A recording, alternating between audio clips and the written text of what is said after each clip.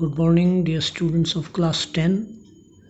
Today I have chosen to teach you through WhatsApp video on an experimental basis. Then I will take your opinion about the mode of teaching, whether it should be WhatsApp videos or Google Meet. Though your class on Wednesday will be on Google Meet. Today I have taken the third topic of coordinate geometry. It is area of a triangle. Before this topic, I have discussed two topics. One is distance between 2 points and the other is section formula, and some questions from exercise 7.1 and 7.2 were taken. Today I will take some questions of exercise 7.3 after explaining the formula, and once we have done few questions from every exercise, that is from 7.1, 7.2 and 7.3, then I will take questions again from these exercises according to your difficulties. So let us come to area of a triangle. Here we will discuss how to find area of a triangle when coordinates of its vertices are given. This situation is this: suppose there is a triangle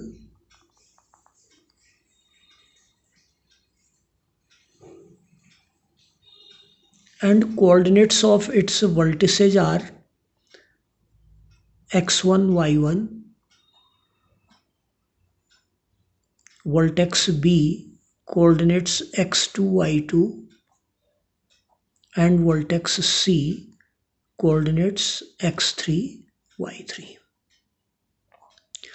So there is a triangle ABC, the coordinates of whose vertices are x1, y1, x2, y2 and x3, y3, and you have to find its area. The formula for area of triangle is area triangle is equal to 1/2 bracket x1 y2 minus y3 plus x2 y3 minus y1 plus x3 y1 minus y2.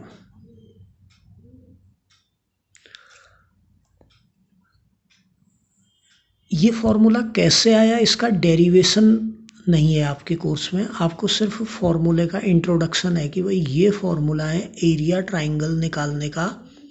अगर triangle के vertices दे रखे हों, vertices दे रखे हों मतलब vertices के coordinates दे रखे हों, तो एरिया ट्राइंगल ऐसे लिखा जाएगा। ये formula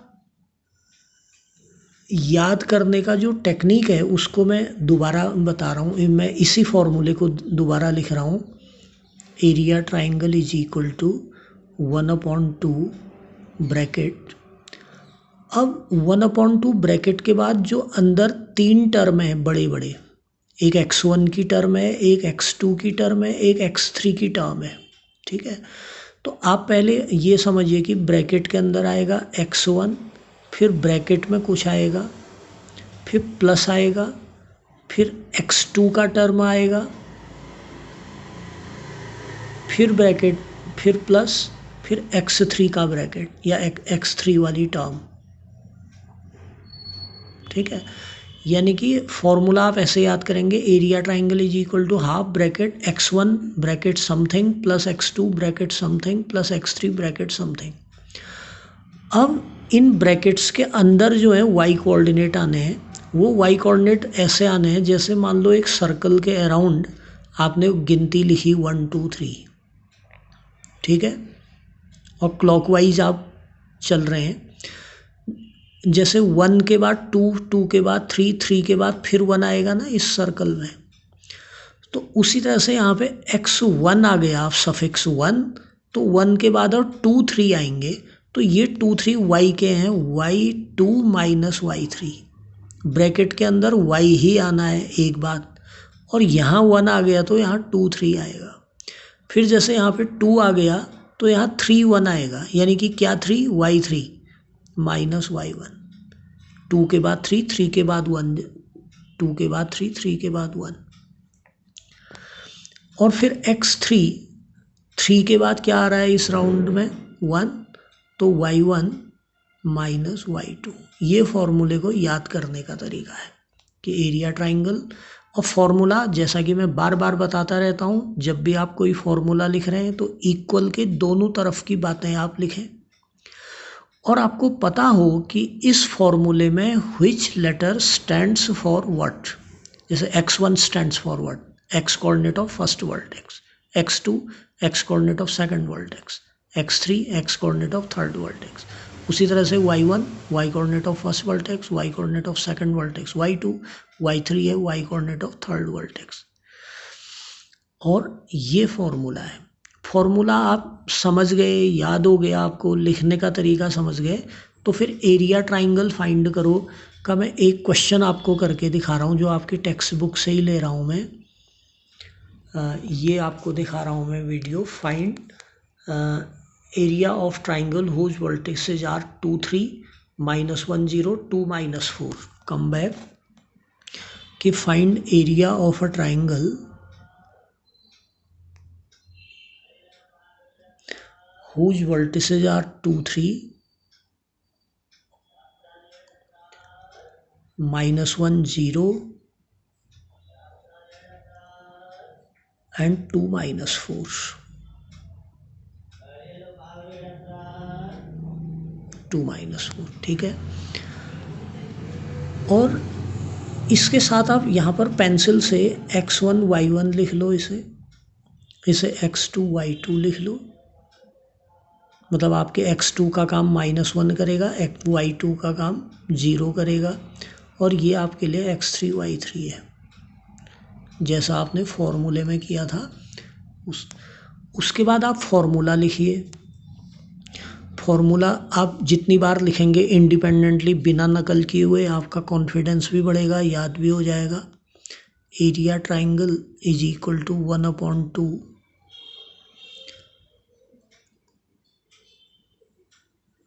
x1 y2 minus y3 plus x2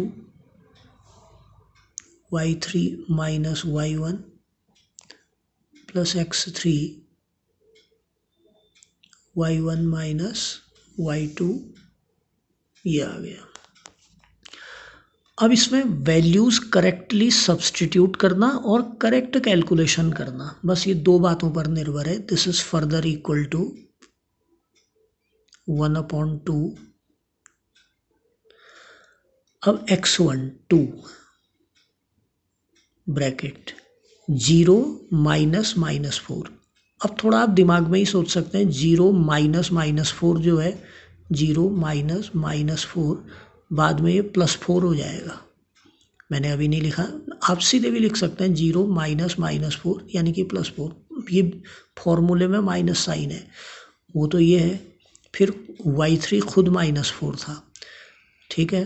फिर प्लस, अब आप x2 की टर्म पे आ रहे हैं, यानी कि -1 प्लस -1, निगेटिव है तो ब्रैकेट में लिखो, ब्रैकेट y2 माइनस y3। अब सॉरी x2 लिख दिया मैंने -1, y3 माइनस y1, तो y3 है -4 -3 प्लस x3 है 2 bracket x3 y1 minus y2 यानी कि 3 - 0। ये आ गया।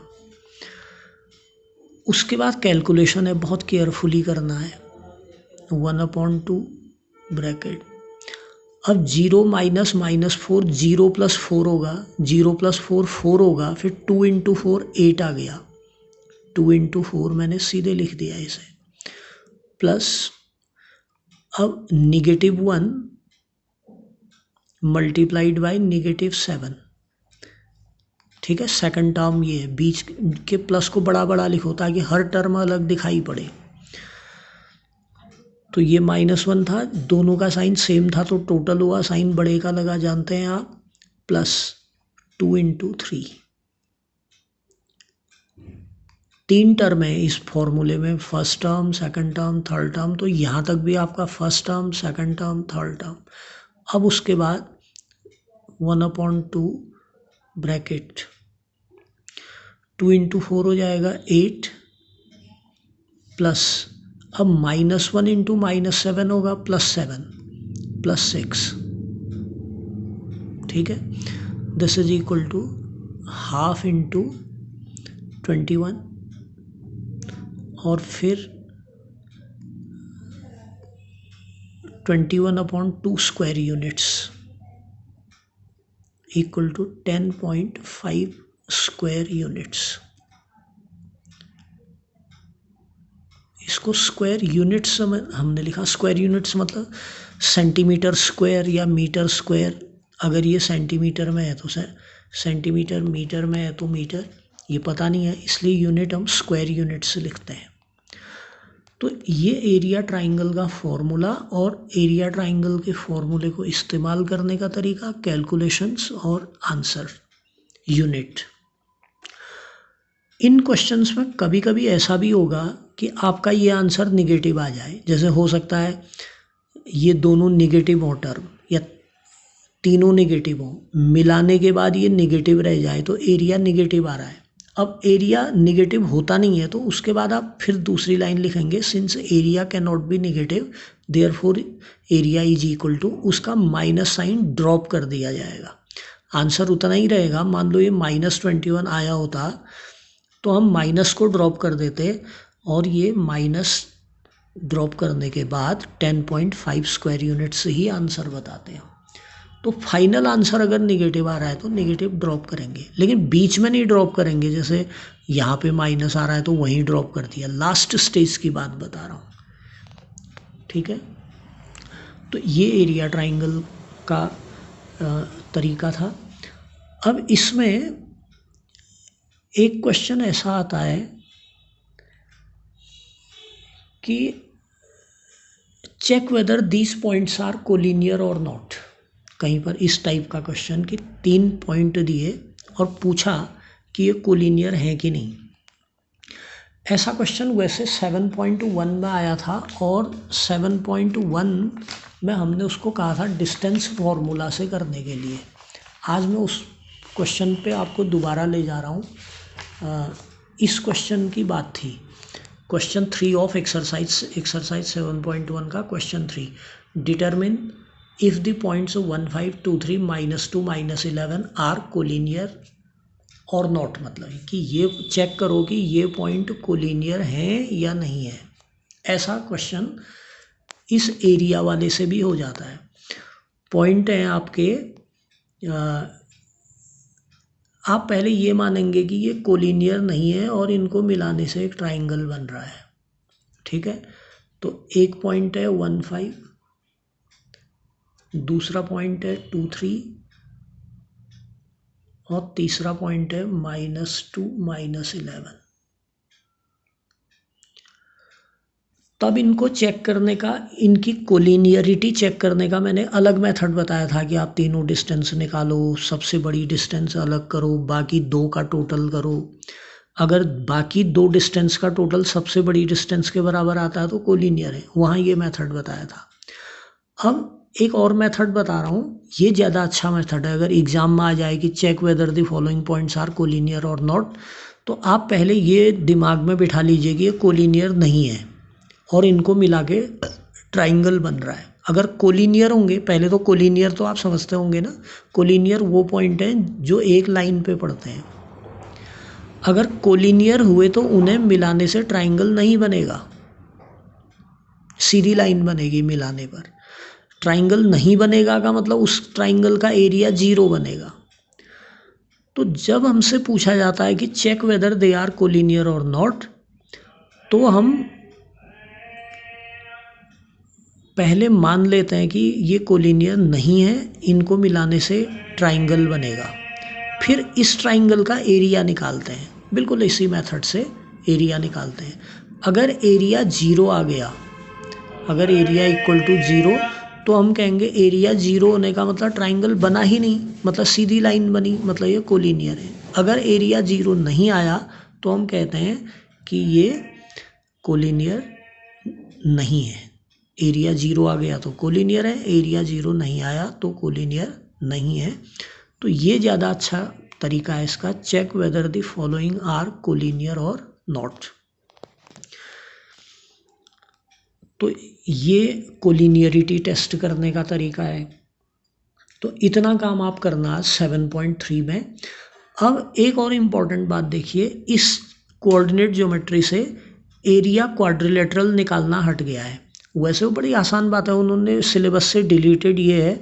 ये इस टाइप का क्वेश्चन है जो डिलीटेड है, कि मान लो आपको एक क्वेश्चन दिया जाता है कि एक क्वाड्रिलेटरल के वर्टेक्स ये है कुछ भी, जैसे 1 2 एक वर्टेक्स है, -6 4 दूसरा वर्टेक्स है, 0 5 तीसरा वर्टेक्स है, और 7 -1 चौथा वर्टेक्स है। एक क्वाड्रिलेटरल के 4 वर्टेक्स हैं, इसका एरिया फाइंड करो। ये डिलीट हो चुका है, नहीं पढ़ना है आपने ये, लेकिन बता रहा हूँ कि ये ऐसे होता कि अगर आप इसमें कोई एक डायगोनल ड्रॉ कर देते, जैसे इस डायगोनल को ड्रॉ कर दें। अब आप इस ट्राइंगल का एरिया निकालें, तीनों वर्टेक्स पता है, एरिया ट्राइंगल निकाल लोगे इसी तरीके से। फिर दूसरे ट्राइंगल के भी वर्टेक्स मालूम है, इसका भी एरिया निकाल लोगे।